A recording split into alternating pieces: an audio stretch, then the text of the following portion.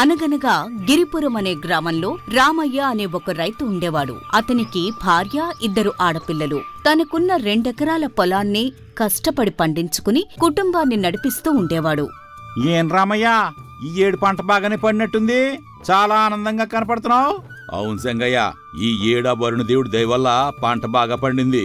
నేరుడు 2 ఏళ్లు వర్షాలు లేక పంటలు లేక పడిన ఇబ్బందులన్నీ ఈ సంవత్సరం పడిన వర్షాలతో మంచి దిగుబడి చేతికొచ్చేటట్టుంది. మరి ఎప్పుడు కోతలు మొదలు పెడుతున్నావు? త్వరగా కానితే పట్టణంలో నాకు తెలిసిన వ్యాపారం ఉన్నాడు, నీ పంట మొత్తం అతను కొనేలా నేను ఆయనతో మాట్లాడతాను. రేపు 2 రోజులు అమావాస్య ఉందిగా, ఆ తర్వాత రోజే కోతలు మొదలు పెట్టాలనుకుంటున్నాను. మంచిది.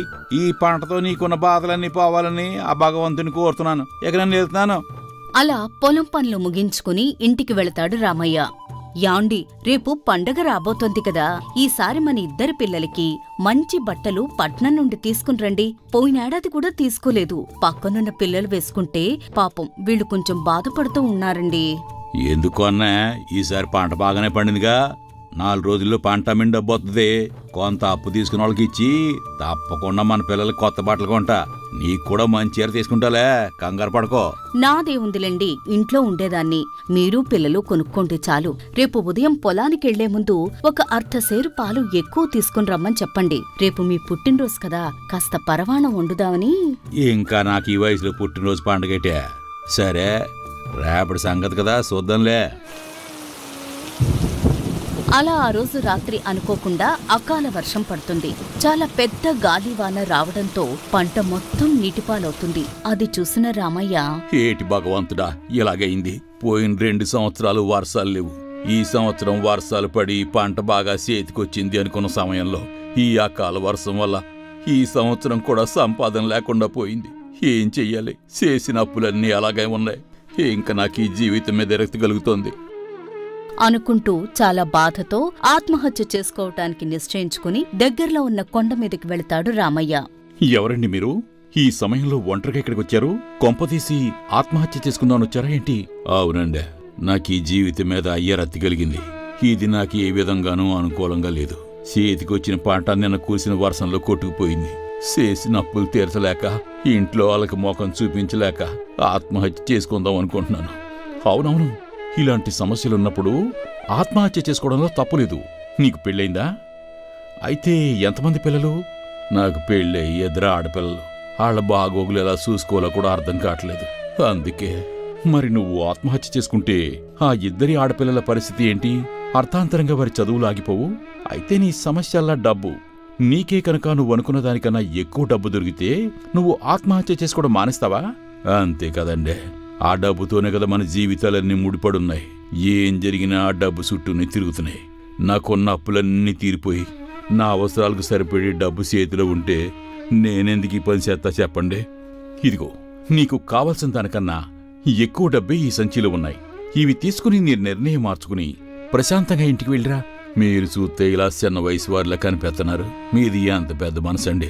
అది సరే గాని, నేను ఎవరినో మీకు తెలియదు కదా, ఇంతకు ముందెప్పుడు పరిచయం కూడా లేదు. నాకెంత సాయం ఎందుకు చేస్తున్నారు? మీకు అవసరం లేని విషయాల గురించి మీకెందుకండి? మీ సమస్య తీరి ప్రశాంతంగా బతికేంత డబ్బు మీకుందిగా. ఇక మీరు బయలుదేరండి, నాకు పనుంది. ఈ ప్రాంతంలో మీకేటి పని? ఇక్కడ మనిషి అన్నాడు ఎవడు రాడు. మీరేమనుకోనంటే మీరు కూడా నా అలాగే ఆత్మహత్య చేసుకోవడానికి వచ్చారా ఏటి? నిన్ను చూస్తుంటే అబద్ధం చెప్పబుద్ధి కావటం లేదు.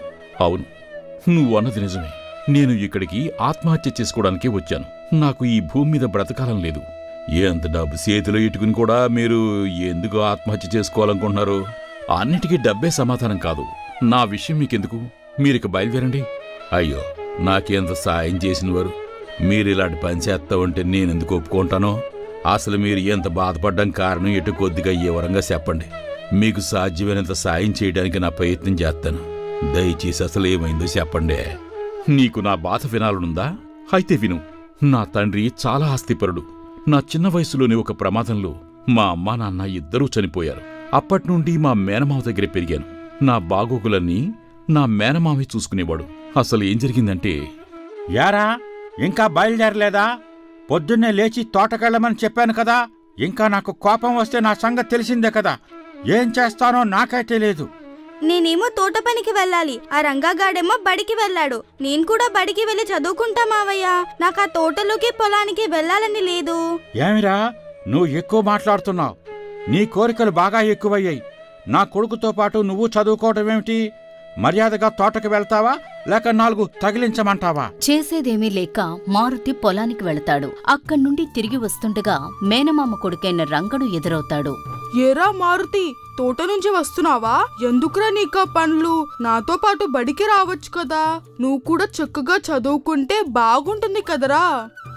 నాకు చదువుకోవాలనే ఉందిరా, కానీ మీ నాన్న నన్ను చదవనీయడం లేదు. నువ్వు బడికి వెళ్తున్నావు కదరా, నువ్వే నాకు చదువు నేర్పించు. మా నాన్న కావాలనే నిన్ను చదవనీయడం లేదురా. నువ్వు నాకన్నా ఎక్కువగా ఉండటం మా నాన్న చూడలేడు. సరే, నేను నీకు పాఠాలు నేర్పిస్తా, సరేనా? అలా రంగడు దగ్గర కొద్దిపాటి చదువు నేర్చుకుంటూ ఉంటాడు మారుతి. మారుతి ఏ పని చేసినా దానిలో తప్పులు వెతుకుతూ చీటికి మాటికి తిడుతూ కొడుతూ ఉండేవాడు మేనమామ. అలా మారుతి రంగడు పెరిగి పెద్దవుతారు. ఏరా మారుతి, వస్తావా? పట్నం వెళ్తున్నాను. మన హీరో కొత్త బొమ్మ వచ్చిందిరా. అమ్మో, నేను నీతో పాటు పట్నం వచ్చానని తెలిస్తే మావయ్య నా తాట తీస్తాడ్రా. నువ్వు వెళ్ళరా బాబు. మా నాన్నకు నేను చెప్పనులేరా. భయపడొద్దు, నేను తీసుకునెళ్తాన్రా. అలా పట్నం వెళ్తారిద్దరు. ఈ విషయం ఊళ్ళో ఉన్న వ్యక్తి ద్వారా మేనమామకు తెలుస్తుంది. వాళ్ళిద్దరూ తిరిగి వచ్చిన తరువాత లింగయ్య కోపంతో మారుతిని తిడతాడు.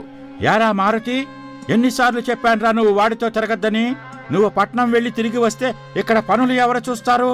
ఉండు, నిన్నేం చేస్తానో చూడు. నాన్నా, నేనే వాడిని తీసుకెళ్లేనన్నా. మీరు ఏమైనా అనాలనుకుంటే నన్ను అనండి. వాడికేమీ తెలియదు. వాడు ఒట్టి అమాయకుడు. ఈ సన్నాసికి తోడు నువ్వొకటివన్నమాట. మీ ఇద్దరికి స్నేహం బాగానే కుదిరిందే. ఎన్నిసార్లు చెప్పాను వీడితో స్నేహం చేయవద్దని? ఇంకోసారి గనక ఇలా జరిగితే ఇద్దరిని కలిపి కొడతాను, జాగ్రత్త. అలా మేనమామ తిట్టి వెళ్ళిపోయిన తర్వాత, అరే, ఇంకా ఎన్నాళ్ళురా ఇలా భయపడుతూ కూర్చుంటావు? ఇదంతా నీ తండ్రి ఆస్తి. మా నాన్న దీన్ని చూసుకోవడానికి ఉన్నాడంతే. ఈ విషయం నీకెలా తెలుసురా? మా అమ్మ నాన్న చనిపోతే పోనిలేని మావయ్య నన్ను పెంచుతున్నాడని నాతో చెప్పాడు. మా అమ్మ నాన్న మాట్లాడుకుంటుంటే నేను విన్నానురా. ఇది నిజమే. నువ్వు ధైర్యంగా వెళ్ళి నీ ఆస్తి నీకు ఇమ్మని అడుగు. అప్పుడు దర్జాగా కాలు మీద కాలేసుకుని కూర్చోవచ్చు. నీ ఇష్టం వచ్చినట్టు నువ్వు ఉండొచ్చు. అయితే రేపే వెళ్ళి అడుగుతాను. దాని సంగతేంటో తెలుస్తాను. అలా మరుసటి రోజు ఉదయం వాళ్ళ మేనమామ పొలం దగ్గర ఉంటే అక్కడికి వెళ్లిన మారుతి, యారా మారుతి, నిన్ను తోట దగ్గరికి వెళ్ళమంటే ఎక్కడికొచ్చావేంటి? నీకసలు బుద్ధుందా? మావయ్య, మిమ్మల్ని నా తండ్రి ఆస్తి నాకిమ్మని అడగడానికి వచ్చాను. ఎప్పుడిస్తున్నారో చెప్పండి. నీ తండ్రి ఆస్తి ఏమిట్రా? నీకు గాని పిచ్చి పట్టిందా ఏమిటి? పిచ్చిగా వాగకుండా వెళ్ళి పని చూసుకో పో. నాకన్నీ తెలుసు మావయ్య. మర్యాదగా నా ఆస్తి నాకిస్తారా లేక నీ మీద ఫిర్యాదు చేయమంటావా? నువ్వు ఎక్కువగా మాట్లాడుతున్నావు రాయ్. సరే, ఇంటికి పద, నేనొచ్చి మాట్లాడతాను. అలా సాయంత్రానికి మేనమామ ఇంటికి వస్తాడు. యారా మారుతి, యారా మారుతి. ఆ మావయ్య, నా ఆస్తి పత్రాలు నాకిస్తున్నారా? ఏంటరా నీ ఆస్తి? మీ నాన్న నా దగ్గర చాలా డబ్బు తీసుకున్నాడు. వాటిని తీర్చలేక మీ ఆస్తి మొత్తం నా పేర రాశారు. అనుకోకుండా తర్వాత జరిగిన ప్రమాదంలో మీ అమ్మ నాన్న ఇద్దరూ చనిపోయారు. ఇదిగో, కావాలంటే ఈ పత్రాలు చూడు. నీకంతగా అనుమానం ఉంటే గ్రామ పెద్ద దగ్గరికి వెళ్ళి కనుక్కోవచ్చు. పోనీలే, తల్లిదండ్రులు లేని పిల్లాడివని ఒంటరిగా వదిలేయడం ఎందుకని దగ్గరికి తీసి పెంచితే నువ్వు నన్నే నిలదీస్తున్నావే. ఇక నువ్వు నా ఇంట్లో ఉండే అర్హత కోల్పోయావు. వెంటనే ఇక్కడి నుంచి పో. మీరు నన్ను మోసం చేస్తున్నారు మావయ్య. నేను వెంటనే వెళ్లి గ్రామ పెద్ద దగ్గర ఫిర్యాదు చేస్తాను. అలా గ్రామ పెద్ద దగ్గరకు వెళ్లి తన ఆస్తి గురించి విచారణ చేయగా గ్రామ పెద్దకి లింగయ్యకి ముందుగా జరిగిన ఒప్పందం వల్ల గ్రామ పెద్ద కూడా తన మేనమామ చెప్పిందే చెప్పి ఆ ఆస్తికి మారుతికి ఎటువంటి సంబంధం లేదని చెప్పి అక్కడ్నుంచి పంపించి వేస్తాడు. ఇలా జరుగుతుందని తెలిస్తే నీకసలు ఈ విషయమే నేను చెప్పేవాడిని కాదురా. నేను నీకు చేయదగింది ఒకటే. ఈ రోజు మా నాన్న దగ్గర నుండి కొంత డబ్బు దొంగిలించి నీకిస్తాను. ఆ డబ్బుతో నువ్వు ఎక్కడికైనా వెళ్లి ప్రశాంతంగా జీవనం సాగించు. అలా రంగడు కొంత డబ్బు తన తండ్రి దగ్గర దొంగలించి తీసుకొచ్చి మారుతికిస్తాడు. అది తీసుకుని మారుతి అక్కడ్నుంచి బయలుదేరొచ్చేస్తాడు. నాకంటూ ఎవరూ లేరు. చిన్నప్పుడే తల్లిదండ్రులను పోగొట్టుకున్న దురదృష్టవంతుణ్ణి. ఈ డబ్బు తీసుకుని వెళ్ళి ఎలా బ్రతకాలో కూడా అర్థం కావటం లేదు అని ఆత్మహత్య చేసుకోవాలని తొందరపాటు నిర్ణయం తీసుకుని దగ్గరలో ఉన్న ఒక కొండ మీదకి వెళతాడు మారుతి. అలా జరిగింది. నాకంటూ ఎవరూ లేరు. నాకు బయట ప్రపంచం తెలీదు. ఇక నేను బ్రతికుండి ఎవరికి లాభం? అందుకే ఆత్మహత్య చేసుకుందాం అనుకుంటున్నాను.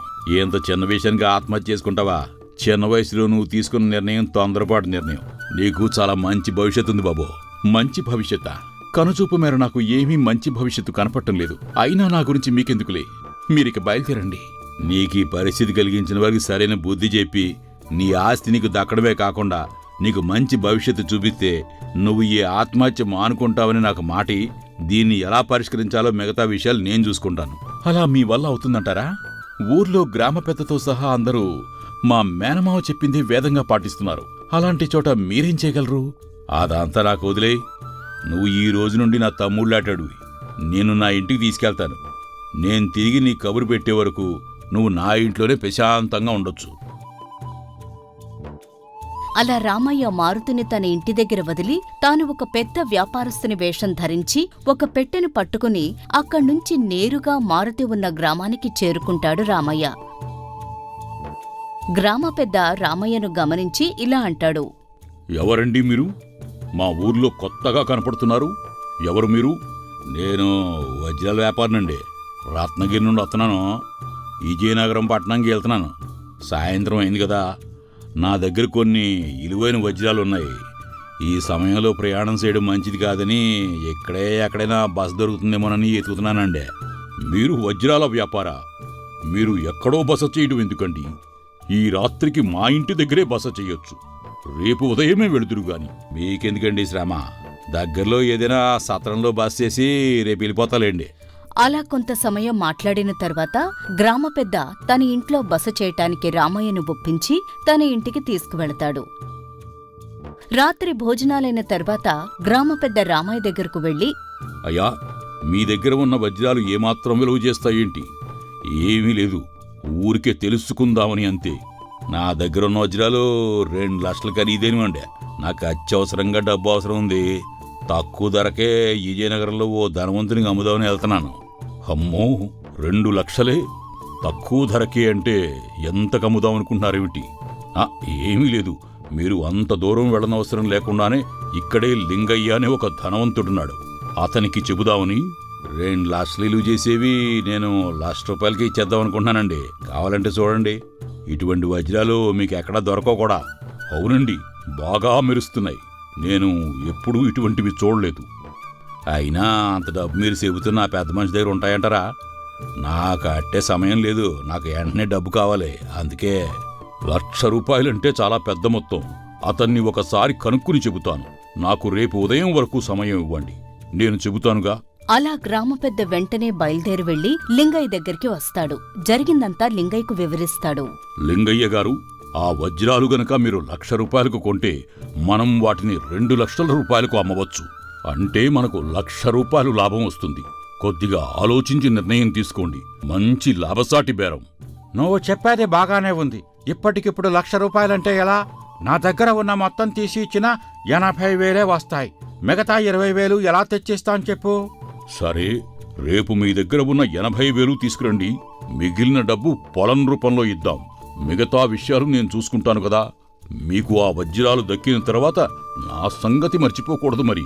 అలా మరుసటి రోజు లింగయ్య 80,000 పట్టుకుని గ్రామ పెద్ద ఇంటికి చేరుకుంటాడు. అయ్యా రామయ్య గారు, నేను చెప్పిన పెద్ద మనిషి ఈయనే లింగయ్య గారని. చుట్టుపక్కల 4 గ్రామాల్లో పెద్ద ధనవంతుడు. మీరు చాలా అదృష్టవంతులండి లింగయ్య గారు. 2 లక్షలు విలువ చేసేవి ₹1,00,000కి సొంతం చేసుకుంటున్నారు. ఎందుకే మీరు డబ్బు తీసుకొచ్చారు కదా. తెచ్చాను గాని ప్రస్తుతం నా దగ్గర 80,000 మాత్రమే ఉన్నాయి. మిగతావి అదేంటండి, మీకు ముందే చెప్పాను కదా, ₹1,00,000కు పైసా తక్కువైనా నేను ఇవ్వరని. ఇంత విలువైనవి ఇక మీరు కొనలేరు గాని నేను ఇప్పుడే విజయనగరం బయలుదేరి వెళ్తున్నాను. అయ్యా రామయ్య గారు, మీరు అలా అనకండి. ఆ మిగతా డబ్బు 40 ఎకరాల పొలం రూపంలో మీకు అందిస్తాం. అంటే ఆ పొలం మీ పేర రాయిస్తాం. మీరు కొద్దిగా పెద్ద మనసు చేసుకుని ఆలోచించండి. అవునా? సరే, మీరు ఎంతగా అభ్యర్థిస్తున్నారు కాబట్టి కాదని లేకపోతున్నాను. కాకపోతే ఆ 40 ఎకరాల పొలం నా పేరు మీద కాకుండా నా తమ్ముడు మారుతి పేరు మీద రాయాలి. సరేనా? మారుతినా? మారుతి ఎవరు? మారుతి అంటే నా తమ్ముడి పేరు. మీకు తెలిసిన వాళ్ళు ఎవరన్నా మారుతి ఇంకోటి ఉన్నాడా ఏటి? అబ్బే అబ్బే, అదేం లేదు. ఒక పేరు ఎంతమందైనా పెట్టుకోవచ్చు. దానిదేముంది? సరే, పత్రాలు తయారు చేయించి మధ్యాహ్నానికి మీకు అందిస్తాం. సరేనా? అలా రామయ్య ఆ 80,000 ఇంకా 40 ఎకరాల పొలం పత్రాలు తీసుకుని అతని దగ్గర ఉన్న వజ్రాలు వారికిచ్చి అక్కడ్నుంచి వెళ్ళిపోతాడు. ఇంకా ఆలస్యం ఎందుకు? మనకు తెలిసిన సింహపురి పట్టణంలో వజ్రాల వ్యాపారి దగ్గరకు ఉదయమే బయలుదేరెళ్దాం. ఒక్క రోజులోనే ₹1,00,000 పైన సంపాదించిపోతున్నారు. మరి నా సంగతేంటి? అంతా నువ్వే దగ్గరుండి నడిపించావు కదా, నిన్నెందుకు మర్చిపోతాను? ముందు పని కాని. అలా ఇద్దరూ కలిసి మరుసటి రోజు సింహపురిలో ఉన్న వజ్రాల వ్యాపారి వద్దకు వెళుతారు. తమతో పాటు తీసుకుని వచ్చిన వజ్రాలు ఆ వ్యాపారి ముందుంచుతారు. వాటిని పరీక్షించిన ఆ వ్యాపారి ఇలా అంటాడు. వీటిని వజ్రాలు అని మీకు ఎవరు చెప్పారు? ఇవి వట్టి రాళ్ళు. వీటికి మెరుగు పెట్టి తీసుకుని వచ్చారు. ఇవి అన్నీ కలిపినా ₹20 చెయ్యవు. ఇక మీరు బయలుదేరవచ్చు. అలా వారిద్దరూ మోసపోయావని తెలుసుకుని చాలా బాధపడతారు. లింగయ్య గ్రామ పెద్దను బాగా నిందించి ఇక చేసేదేమీ లేక ఇద్దరూ ఇంటికి చేరుకుంటారు. ఇది జరిగిన మరుసటి రోజు మారుతి మేనమామ ఇంటికి వస్తాడు. ఏంట్రా మళ్ళీ వచ్చావు? నిన్ను ఇంటికి రావద్దన్నాను కదా. చిన్నింటి వాసాలు లెక్క పెట్టే నువ్వు ఏ ముఖం పెట్టుకుని మా ఇంటికి వచ్చావు? మావయ్య, తిన్నింటి వాసాలు ఎవరు లెక్క పెట్టారో మీకే తెలుసు. ఇక నుండి మీరు పండించే పొలాలు, తోటలు అన్నీ నావి. రేపటి నుండి మీకు వాటి మీద ఎటువంటి హక్కు లేదు. కావాలంటే ఇదిగో పత్రాలు, మీరు సంతకం పెట్టించినవి. కావాలంటే మీరే చూసుకోండి. ఆ పత్రాలు గమనించిన లింగయ్య అవి రామయ్య తీసుకుని వెళ్ళినవి అని గమనించి మారుతితో ఇలా అంటాడు. అంటే నువ్వు ఆ దొంగ వ్యాపారి కలిసి పనిన కుట్ర అన్నమాట. ఎంత మోసం చేశారా! మీ మీద ఇప్పుడే పోలీసులకి ఫిర్యాదు చేస్తాను. చెయ్యండి. అప్పుడు మీరు ఆ గ్రామ పెద్ద కలిసి నా ఆస్తిని మీ పేర దొంగ పత్రాలు సృష్టించిన విషయం కూడా బయటకొస్తుంది. అప్పుడు ముందు మిమ్మల్ని చెరసాల్లో వేస్తారు. నన్ను క్షమించు మారుతి, నీ పట్ల చాలా హీనంగా ప్రవర్తించాను. నీ ఆస్తి, ఆ డబ్బు అంతా ఇక నీకే సొంతం. బుద్ధి గట్టి తిని ఇటువంటి పని చేశాను. ఇక ముందెప్పుడు నిన్ను ఇబ్బంది పెట్టను. అంత మాటలెందుకులే మావయ్య. నువ్వు మారాలనే నేను ఆ రామయ్య కలిసి ఇలా చేశాం. ఇక ముందు కూడా మనమంతా కలిసి ఇక్కడే ఉందాం. ఇంతలో అక్కడికి చేరుకున్న రామయ్య, ఇక నా పని అయిపోయింది బాబో. మారుతి, ఇక నేను బయలుదేరి మా ఊరెళ్తున్నాను. అలా ఆ రోజు నుండి లింగయ్య మారుతిని తన కన్న కొడుకులా చూసుకుని మంచి సంబంధం చూసి వివాహం కూడా జరిపిస్తాడు. ఈ కథ మీకు నచ్చితే లైక్ చేయండి, షేర్ చేయండి. మరిన్ని కొత్త కథల కోసం మా న్యూ స్టోరీస్ బుక్ తెలుగు ఛానల్ని సబ్స్క్రైబ్ చేయండి.